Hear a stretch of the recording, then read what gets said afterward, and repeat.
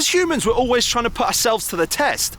No more so can be said for the special forces around the world. This incredible landscape behind me is part of the Brecon Beacons, nestled in the rolling green landscape of Wales, with the tallest ascent, Penifan, just under 1,000 meters. It has an unassuming, almost inviting quality to it. But don't be fooled by its beauty. It's infamous for being the home of one of the toughest special forces challenges in the entire world, the Fandance. And today, we're gonna put it to the test. So it's just gone 3 AM. We're gonna get up now so we can make sure we get there on time. I don't feel too bad, a little bit tired, but everyone's asleep here.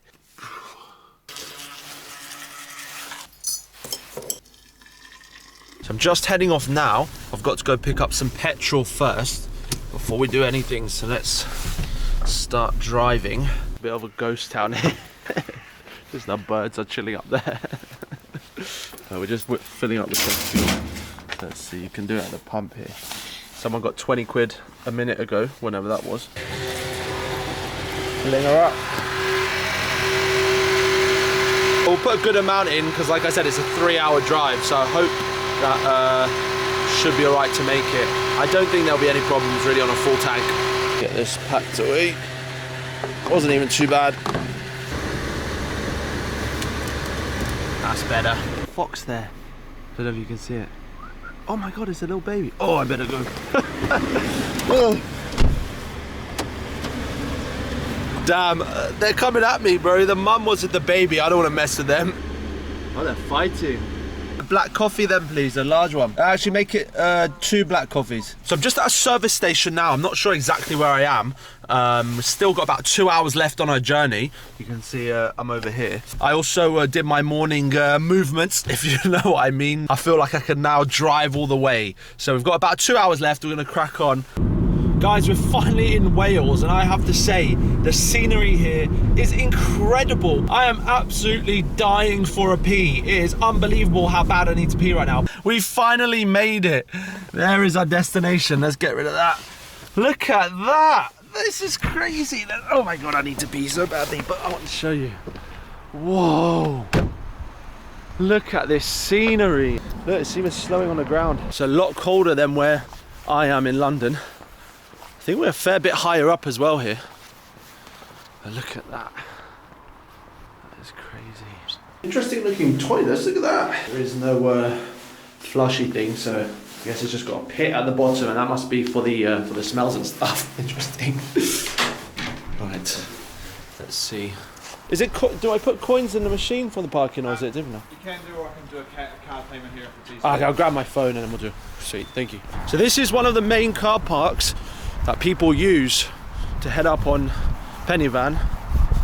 I'm gonna have to see what the conditions are like as we go, because I feel like the route we're gonna take might be a little bit intense. This is just the car park. That's mad. Okay, let me show you what I've actually got with me. So at the top we've got a little first aid kit, some more paracetamol, a compass to help with our map, and a whistle. Then over here I've got the stuff with all that bits in it for my camera. We've got a stopwatch, so I'm gonna time how quickly we can do the whole thing. And my AirPods for some reason. Right, got 1, 2, some squares bars. This thing, which I still don't know exactly what it is. I'm quite excited to try it. Some mixed nuts, and I've got my map, which I've marked out our route. Charger, and for some reason I've got paracord in here. Oh, and we've got a balaclava in case there's any banks at the top. And so we begin to walk to the other side of the car park. So it's down there where we're going. That's where the red phone box is, and that's where the start of the Fandance route typically is from. So I've not actually used these gates before. So how does this work? That's quite simple. Thank you, gate. Boop. This is the first little test of these shoes. Never worn before. Probably a horrible idea for your first hike. It's incredibly windy already. I hope this stays this clear. I'm not expecting it to. I think I can see cloud cover already rolling in. I was recently in Northern Ireland and I went on some hikes there. I had an idea for this video and I was like, let's just do it. There's the phone box. I see you hiding. Very little, I have to say, there's very little rubbish. A few bits down here, but that's expected. There's a lot of people. Otherwise, it's very good. My gosh. Look at that view.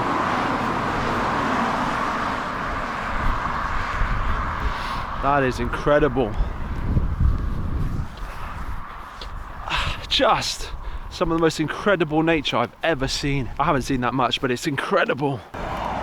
We're at the phone box right here. So this is a very famous landmark used to designate where the beginning of the Fandance is. And as I mentioned before, a number of people come here every year to try and put themselves to the test within a certain time limit. So we're also going to put ourselves to a test on our time, but we're not going to be able to do it in the 4 hours and 10 minutes. We're going to give ourselves a bit more of a lenient amount of time. I don't think it actually works anymore. Let's just quickly have a look before we start. Oh, it does still work. Let's see if there's any dial turns. It still works, it's connected. Hello? Oh, I don't know who that was. But there's an old school phone box, and this is the cleanest one I think I've ever seen growing up in London.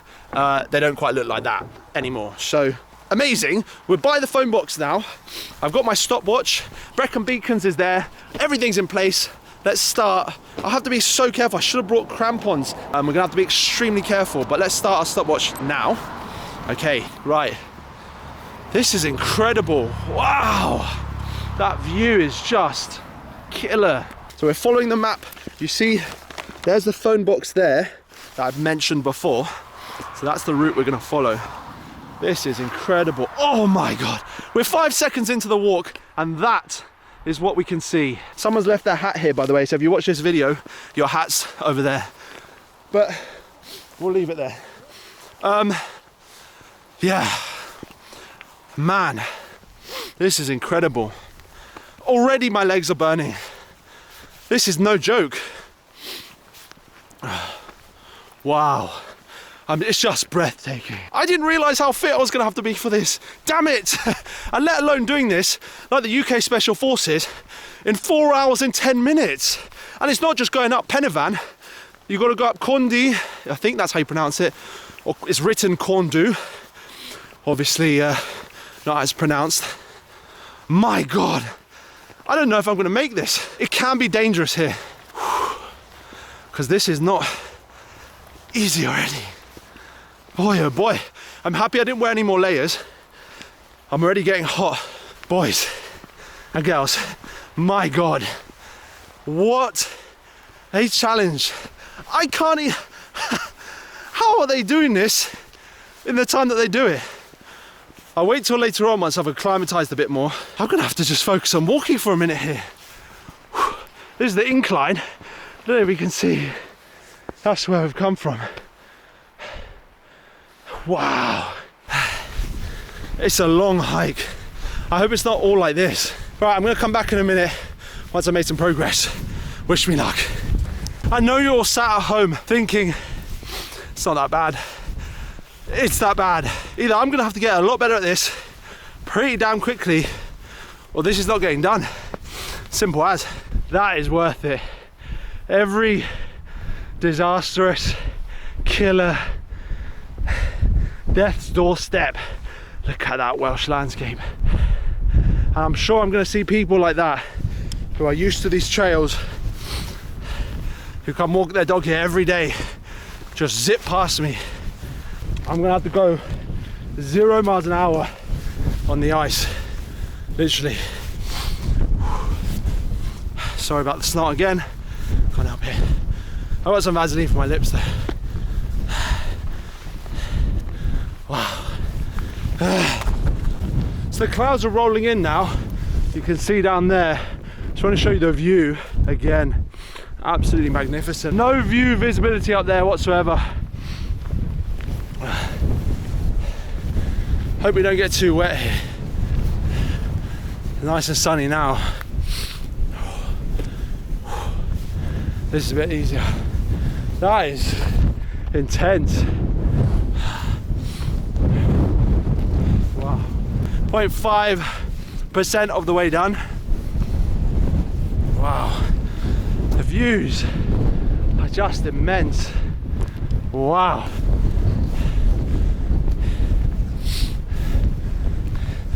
This is no joke.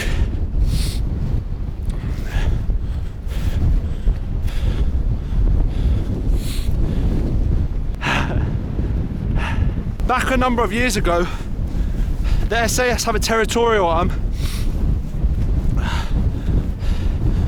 and 3 of their recruits were doing this test. This was during the summer heat wave that happened, and very sadly they passed away. And I think it was from heat exposure. I think that's Corn D there, which is not even the highest one. I challenge anyone to do this in any amount of time, let alone in the 4 hours and 10 minutes. Wow. I'm getting blown back, it's so strong. We're about to head down there. You can see the route, and that's the top, and then there's a higher peak. That's the Penavan, it's just after that. So let's get some of this coffee in us, and then I'll have some water as well. We've got so much to go still, I better hurry up. Cheers. I'm getting absolutely crushed by the wind here. Let's go. Keep moving. It's all feeling a bit Mission Impossible now. My face is slightly less cold. The downhill is no problem here. Oh look, there's a horse. I've got to be quiet. Broski's chilling. The downhill is relatively easy, I've got to say. The bit that's not so easy, it's a bloody uphill, and that's what we're coming up to next. We have just done that up to there. Ice. Damn it. Oh, it's all, I forget the name of this part of the route, but it's fully covered in ice, and no one here seems to have any crampons either, so, or clampons or whatever they're called. Damn it. Ooh, flip. Oh, fuck. Whoosh.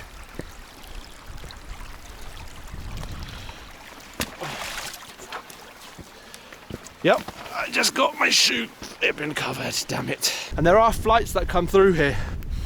I really hope, I don't know if any of the RAF Typhoons do any training around here. Man, that would be killer to see. And we're just walking very slowly at this point. It's incredibly tough. The hills are just like 40 plus degree angles. You can see that's where I've come from, back there. Look at the views though. But what you've got to remember is for the Fandance, they're carrying, I think if I remember correctly, it was 27 kilo packs and a rifle. And you have to do it in 4 hours and 10 minutes. I don't think I could ever do that. You basically have to run it. And the altitude is not crazy high, but it's no joke. I'm about to walk into a cloud, for fuck's sake. Look. Mental. Absolutely mental. This is no walk in the park, even though it might look like one. Wow. I want to push myself just to complete the route, but bloody hell, man. I'm walking to an actual cloud. Right there.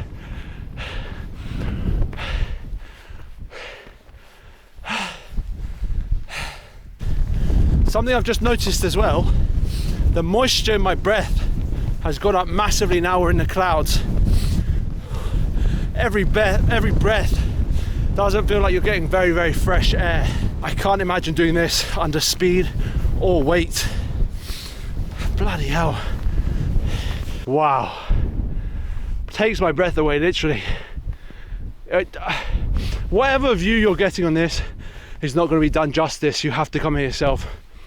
But please, this is not a joke. It's quite, even though people do this with relative ease, it's a serious trek, definitely. And I'm concerned slightly what the temperatures are like at the very top, but we shall continue. Morning. It's very intense. I feel like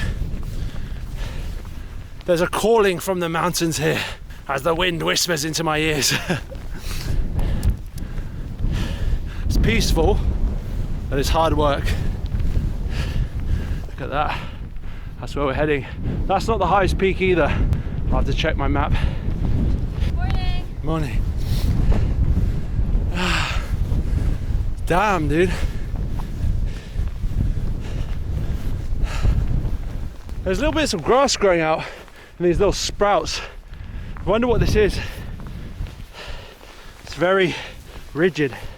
I feel like this wasn't as intense as it was. There'd be more little chit chats along the way. But I think people are just trying to grind through this like me. You can see the sun behind the clouds there. It's a nice shot. I don't know if you can see anything in that shot though. But you can look at the sun almost. It's just incredible. Wow. We're right by the clouds here. You can see, if you've ever been in a plane and you wanted to touch the clouds, I'm going to give you a review in a minute.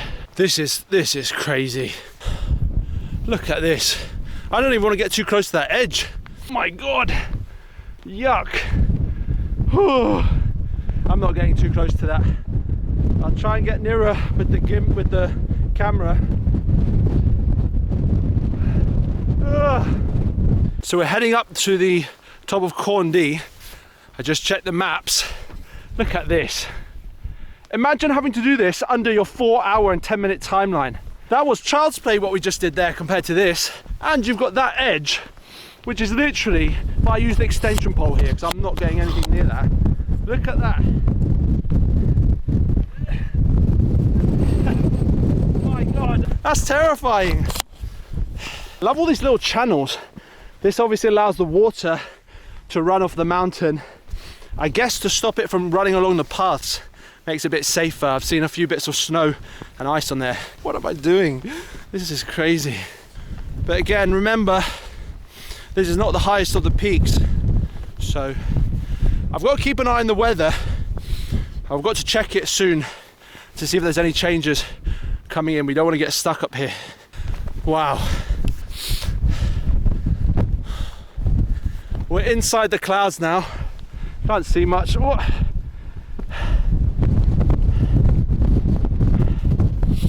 I'll come back in a minute. I need to focus here. Thank God the wind has chilled out. It's very scary, this. The ledge is just there and the wind's bringing you across every step, and it's so uneven here. Wow, I wasn't expecting this. You can see the top of Corndee here. Thankfully we're not going near the edge, so I just can't wait to get away from that. This is not fun anymore. That's quite scary. Wow, that's brave. How are you finding it? I've done 118 miles. Wow. Any tips? This is the one to start on. Okay. What's your name? Duncan. Lawrence. Nice to meet you. Hi. Right. Yeah, so I'll tell you what I did.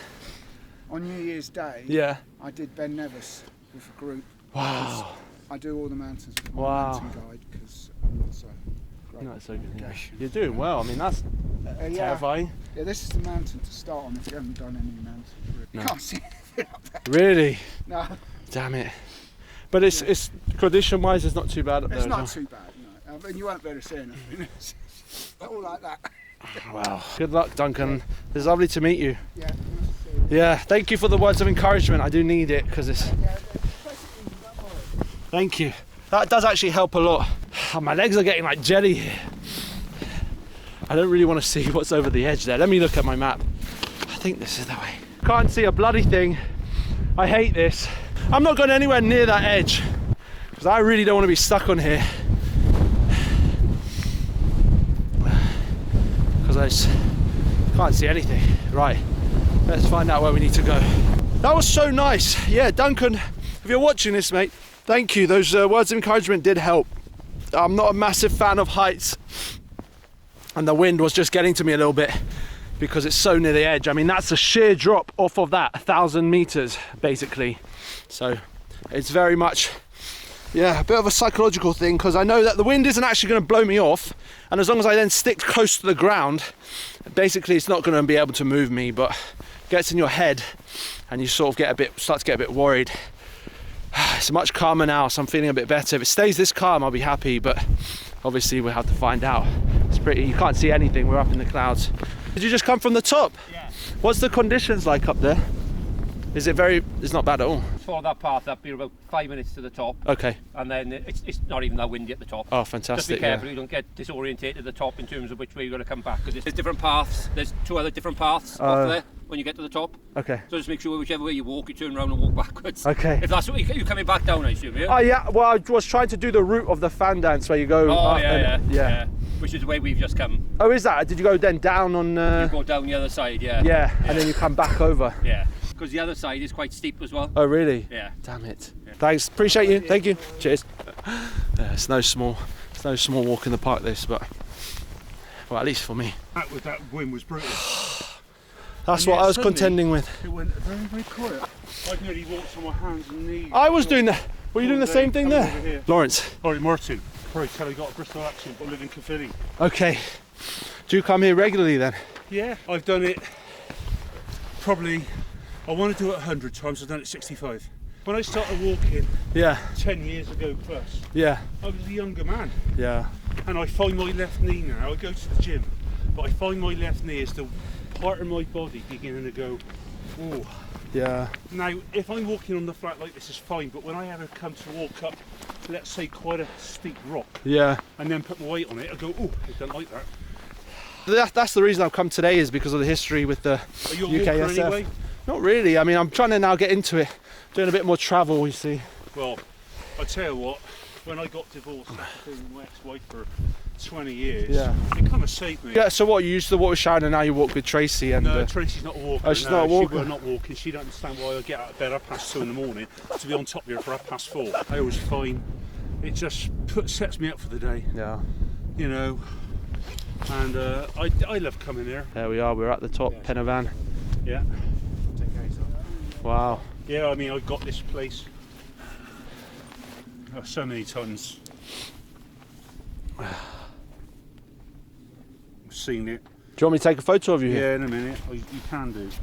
Morning, morning. Morning, all right, mate? Friendly. Oh, he is lovely, yeah.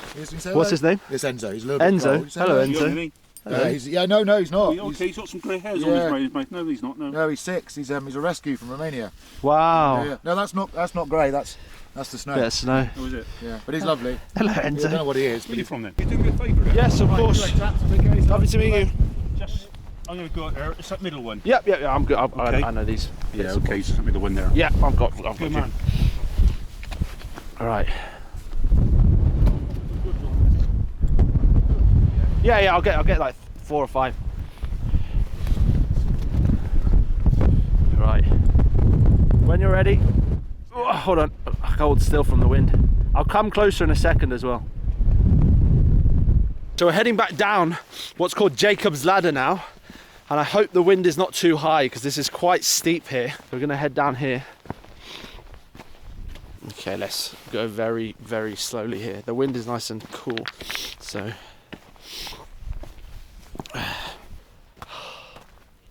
Damn, dude.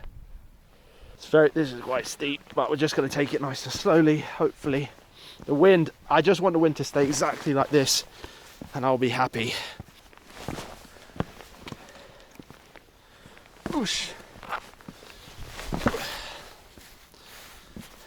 What I prefer actually about this is the fact that on either side you don't have just a sheer edge. Man, I hope we're not gonna have to climb all of that again. I think we are. Unless we're heading down there, which I hope so, because that looks much more peaceful. This is probably some of the most beautiful scenery I've ever seen in my entire life. Wales is astonishing. Absolutely astonishing. I just need to wait till it's a bit safer to talk and walk. So as I mentioned at the start of the video, and the whole reason that we're here today, is a number of the units in the Special Forces in the UK actually use this as a training ground for something called the Hills. Now it's not just a simple hike, like we're doing now, obviously you have to do it within a certain time, as I mentioned, 4 hours and 10 minutes, I believe. It's the exact route that we're doing. Someone confirmed when I was in the car park earlier. You carry, I think, 27 kilograms of weight. You're also carrying a rifle, and it can be during any conditions. So no matter what is going on with the weather, you basically just kind of have to get on with it. And it's an extremely, extremely tough show of mental fortitude and physical aptitude, as I've seen today. And this route is tough. You know, this is uneven terrain, it's steep hills, you've got edges that just drop straight down. And you can imagine, again, you're on the clock, you've got 4 hours to do it. And what's interesting is it's not just this. This is just a part of the first phase out of a number of phases of their training, or at least their selection. But the craziest part of it is you've already been doing a number of other marches for weeks before you even get to this stage. So you're already completely drained from all the previous marches you've been doing in the Brecon Beacons, and then you have to come to the Fandance, and you have to make sure you do it within a certain amount of time, and you have to carry a certain amount of weight. It's just absolutely mind-bogglingly difficult. The reason that they actually do this test is because it's a really strong indicator of the mental and physical aptitude of the candidates taking place on the selection. So one of the units you've probably heard of before, called the SAS, Special Air Service, this is part of their selection process. Now, the SAS have a very interesting history. They've been a shadow organization operating in the armed forces for a number of years, actually since the Second World War, where they cut their teeth in North Africa. And at their inception back in 1941, their goal was simple: to have small units operating behind enemy lines without them even knowing that they're there.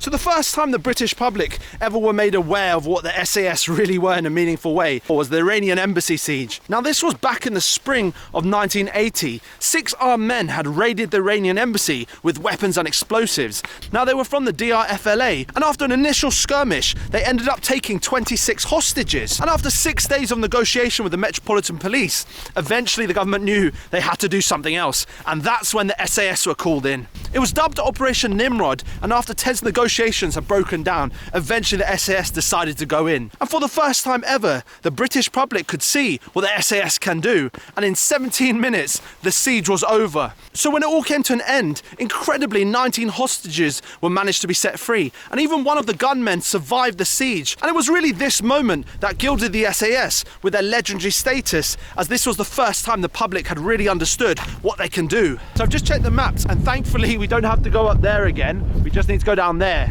So it looks much more delightful. This is much more my speed. Look at this though, wow. Absolutely incredible. Oh, the sun's just come out for a bit, much needed. Just having some on my Rice Krispie bar because we're actually running out of time. We've only got so much daylight left. I didn't realise how long this bit actually is. I'm putting a bit of pace on it to try and make it there and back so we can do the full route. We got to go back to the top of the peak, and then we go down a different way. Let's give this thing a try. I saw it at the shop that I got my hiking stuff from. It's called a Kendall mint cake. Looked quite interesting. Let's see what I don't even know what this is. Is it chocolate? It's got like a sort of white colour to it. It is really minty. Wow, it's in the name, I guess.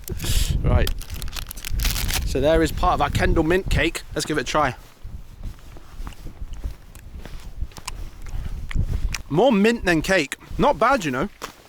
I think this is for energy. I need it. It tastes like a South African candy called a peppermint crisp, which is goated. Those are so good. When you bite the ends off and you drink milk or hot drinks through it, and it makes the drink mint flavoured, it's nice. So yeah, solid 8 out of 10. Oh, I hope I'm going the right way. You can see some warning. Ice. There's some warning signs there. I don't know. I've got a slight pressing issue here, is that I'm worried the sun is going to set before we have to go back over the highest point of the peaks there. So this has now officially become a timed go. So we're going to put a bit of mustard in it. It's nice and flat now. Oh, surprised I've still got the energy for this.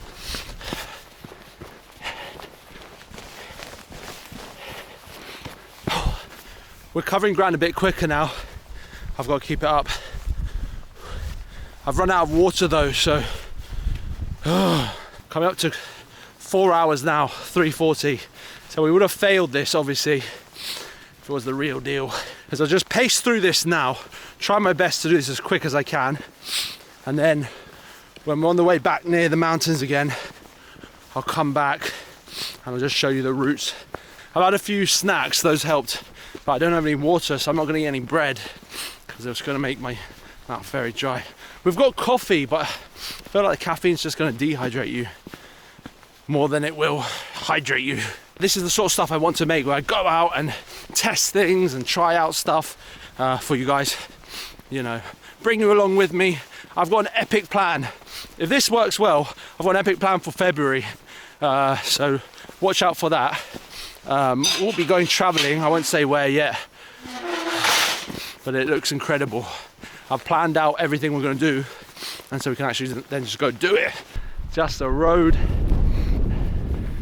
a keep gateway clear sign, and some tracks I don't even think I used anymore, but look how cool that is. Wow, this is just, it's an epic part of history here, which obviously we get a small glimpse into to some degree today. Obviously this is entirely different to what the real special forces will operate as, but just incredible stuff. The thing is, the psychological part of this now, you're heading back and you're doing it all over again. You haven't finished anything, even though that's beautiful over there. All you've done is about 50%, and that's taken me about the same amount of time as it takes them to do the whole thing. With weight, with carrying a gun. I think they get a hand-drawn map as well, is what I've read online. I should have fobbed off the stupid coffee and had 2 bottles of water instead. I'd have much preferred that. Okay, so quick situation update. Because I've been trying to do this so quickly to get back, to make sure I can go over before it gets dark, my legs are now cramping seriously badly. I'm pushing through it for now, but we'll see how it gets on. Also, I'm starving, so I'm yamming this Rice Krispie. It's so dry, and I've completely run out of water. Damn, it's teasing me. You can't drink that without boiling it.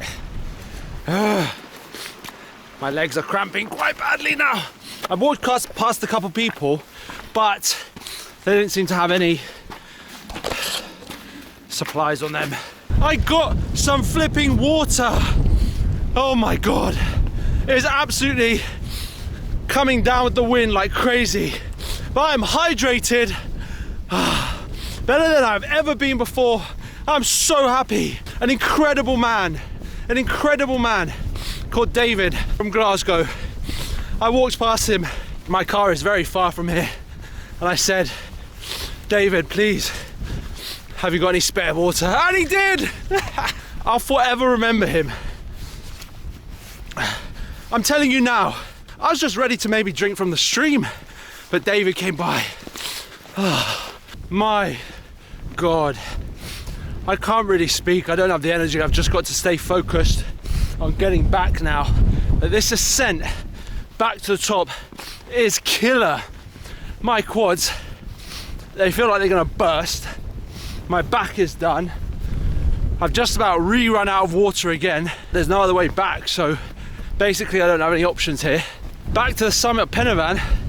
Just unending landscape now. Let's see. Strong winds. I want to get out of this again. I'll be back in a minute. I'm just going to navigate this. Just get up there.